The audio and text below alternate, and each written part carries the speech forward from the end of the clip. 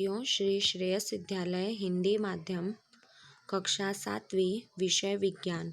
अब हमने पाठ 11 तक की जानकारी ले ली थी। अब हम पाठ 12 पादप में जनन किस तरीके से होता है उसके बारे में जानकारी लेंगे। ठीक है, चलिए तो अब हम यहाँ पर शुरुआत करते हैं। अपने वंश अथवा प्रजाति को बनाए रखने के लिए पादप और जंतुओं के लिए जनन आवश्यक है। कक्षा 6 के अध्ययन 9 में आपने पढ़ा था कि सभी जीव अपने समान जीवों को जनन करते हैं। माता पिता संतति का जनन कहलाता है। लेकिन पादप कैसे जनन करते हैं? पादपों में जनन विभिन्न विधियों द्वारा होता है, जिनके बारे में अब हम अध्ययन करेंगे। चलिए हम यहाँ पर देखते हैं क्रियाकलाप 12.1 जनन की विधियाँ।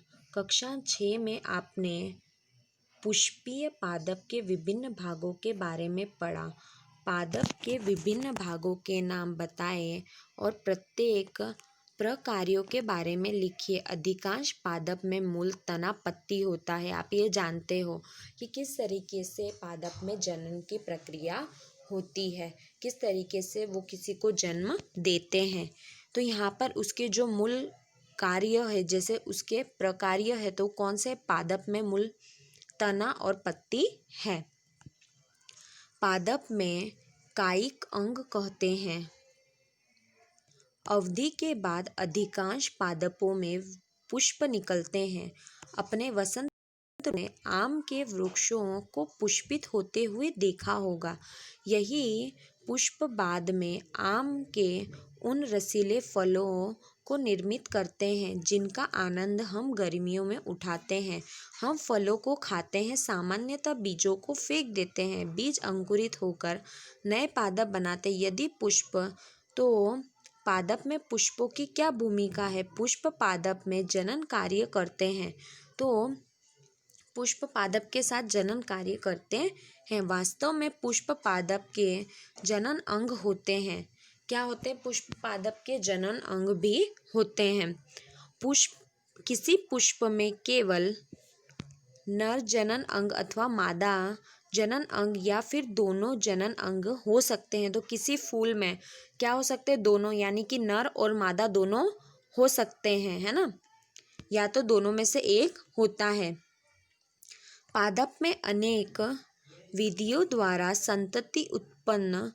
इसमें जनन 2 प्रकार के होते हैं, एक तो अलैंगिक और लैंगिक जनन। अलैंगिक जनन में पादप बिना बीजों के ही नए पौधे को उत्पन्न करते हैं। तो बिना बीजों के किस तरीके से नए पौधे को उत्पन्न कर सकते हैं, जबकि लैंगिक जनन में नए पादप बीजों से ही प्राप्त होते हैं। तो नया पौधा किससे उगता है? बीजों से ही उगता है।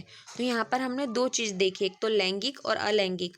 अलैंगिक में क्या होता है कि बीजों के बिना ही वो नया पौधा बना सकते हैं, लेकिन लैंगिक में वो ऐसा नहीं कर सकते।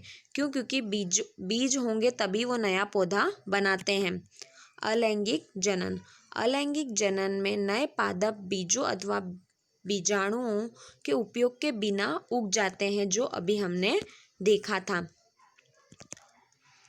पहली यह समझती थी कि नए पादप सदैव बीजों से ही उगते हैं, लेकिन उसने गन्ना, आलू के बीज नहीं देखे। वह जानना चाहती है कि ये पादप जनन कैसे करते हैं। तो ये पादप किस तरीके से अपने आप उग जाते हैं। चलिए अब हम यहाँ पर देखते हैं कायिक प्रवर्धन। यह एक प्रकार का अलैंगिक जनन है जिसमें पादप के मूल, तने तथा पत्ती अथवा कली, मुकुल जैसे किसी कायिक अंग द्वारा नया पौधा प्राप्त किया जा सकता है। चूंकि जनन पादप की कायिक भागों से होता है, अतः कायिक प्रवर्धन कहते हैं।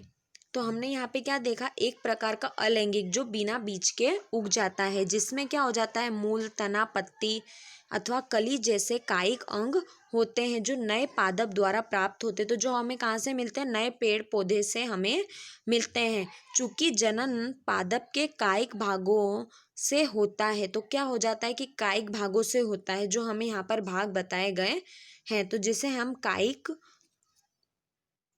प्रवर्धन कहते हैं।